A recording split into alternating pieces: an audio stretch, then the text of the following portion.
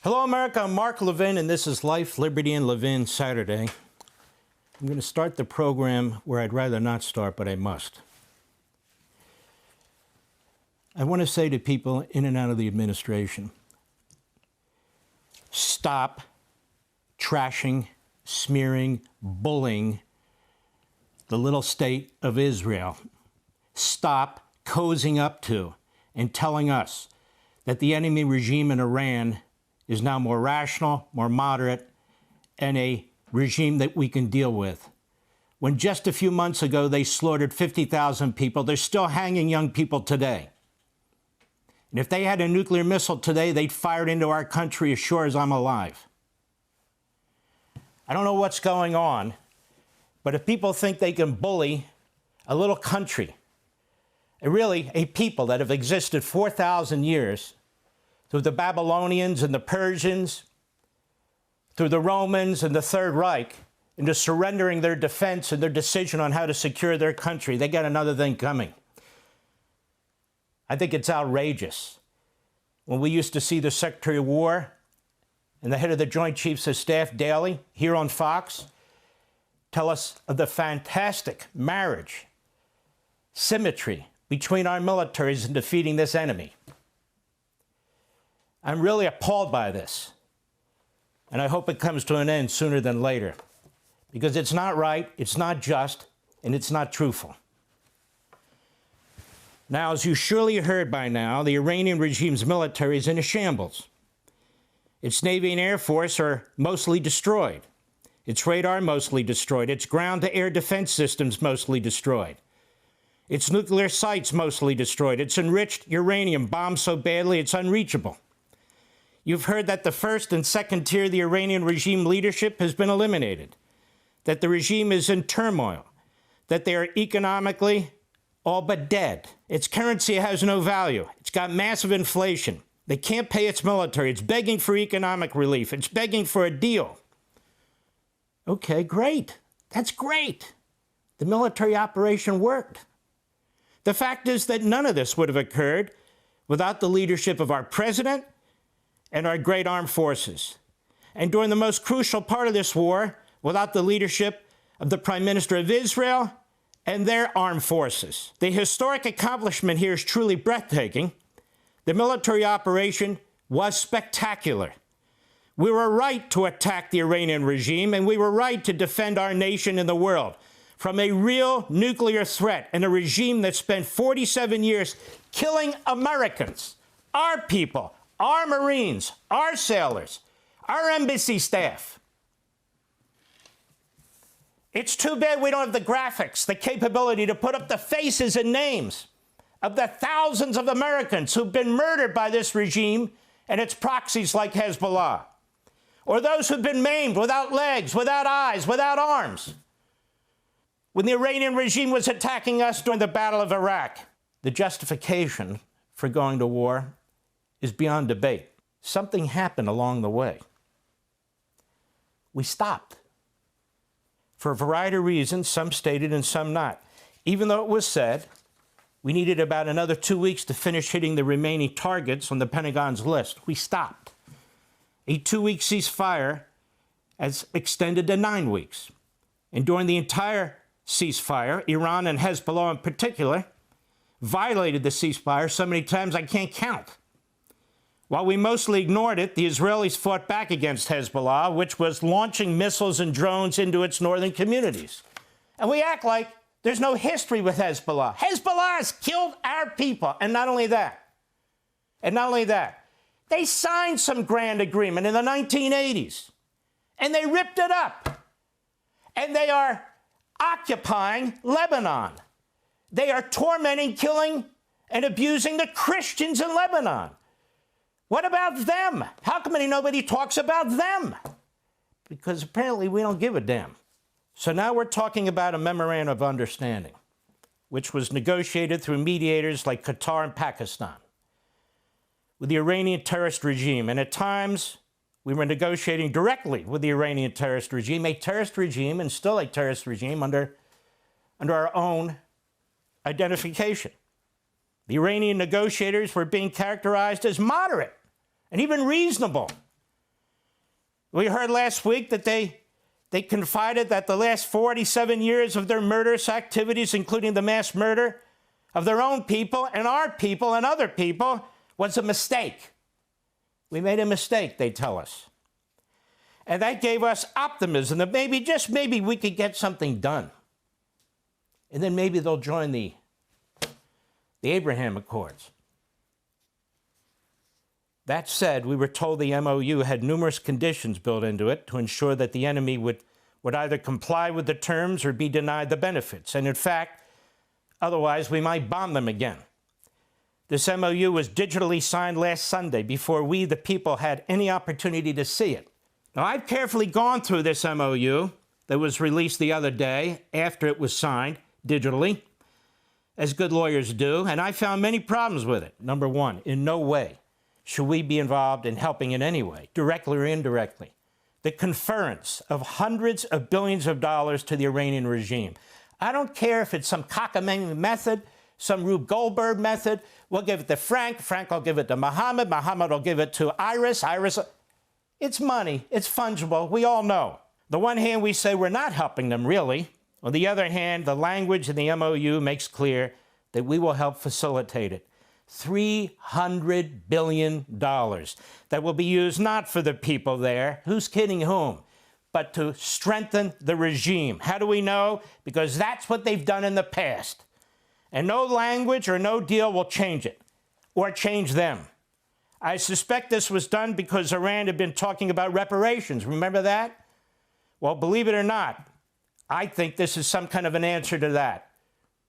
We can talk about reparations, but as the victor, Iran should be paying us for the damage they did to our bases and the cost that we've had to incur, you and me, Mr. and Mrs. Taxpayer, to stop them from building a nuclear weapon to shoot at us.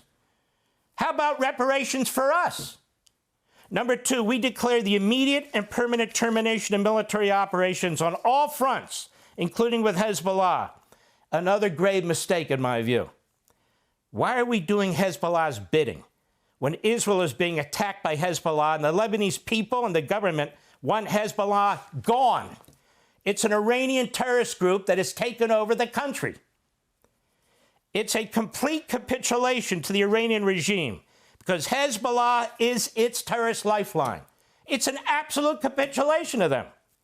And why would we do this? Why would we do it to Israel? Why would we do it to Lebanon and the Lebanese people?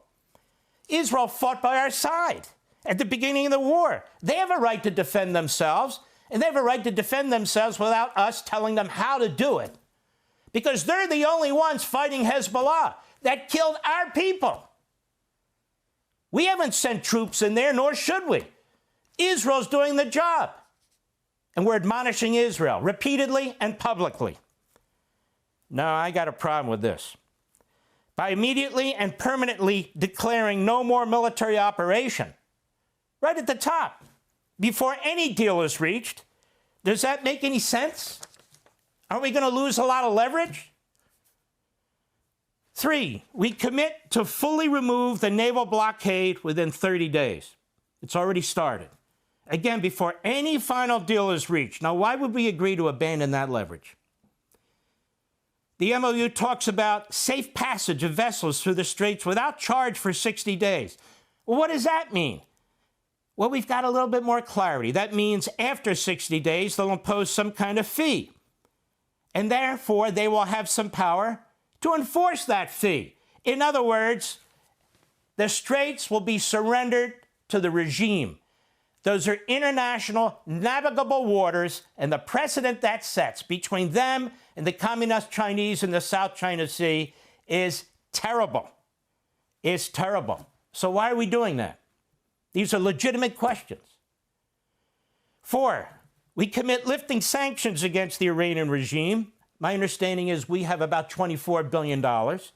And to help them have sanctions removed that have been imposed by the UN Security Council, the International Atomic Energy Agencies, and any other primary or secondary entities. So now we're going to do their bidding to have sanctions relieved by other entities?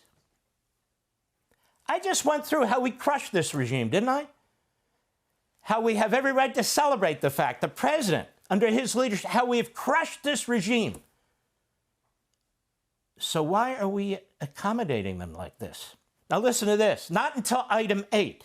8 out of 14 points does the Memorandum of Understanding even get to the issue of nuclear weapons and enrichment, which was the whole point of our military action to begin with. So let me read the relevant section to you quickly. Tell me if you're satisfied with this. Now, I understand there's to be deals, but I'm only dealing with what's in front of us right now, what's been given to us, okay? Belatedly, but here it is.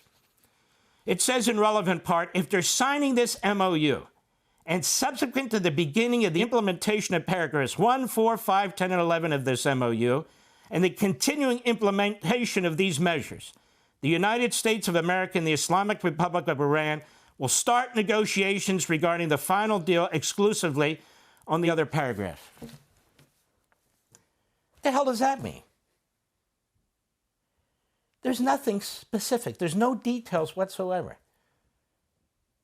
There's immediate releases of certain funds. There's immediate use of the straits. There's all kinds of immediate actions or actions within 30 days and promises that are made. Does it get more ambiguous than this? Shouldn't this be number one? Shouldn't this be the focus? The focus? The answer is yes, in my view. There's nothing in that document, nothing about ballistic missiles because the Iranian regime wouldn't allow it. And we ought not downplay their destructive power. One of the reasons the Arabs were lobbying us to end this war was because of the ballistic missile and drone damage that was being done to its oil capacity, its infrastructure. You saw those ballistic missiles on TV. They're the size of a yellow school bus. You saw them take out entire buildings. Now, can you imagine? Can you imagine if Iran gets 5,000, 10,000, and they're getting very efficient, assembly line efficient, and making them with the help of the communist Chinese. And they start blackmailing and threatening Israel or their Arab neighbors or Europe. Now we know they have ballistic missiles that can reach Europe. There's no way to stop a wave of ballistic missiles. How is it possible that this is left off a deal when we militarily defeated this enemy? Because they wouldn't agree to it, in my view. That's why. He said, okay. There's nothing here about the Iranian people. Anywhere. Did we not tell them that we would come and help them? Did we? Did we not mean it? Did it get too complicated?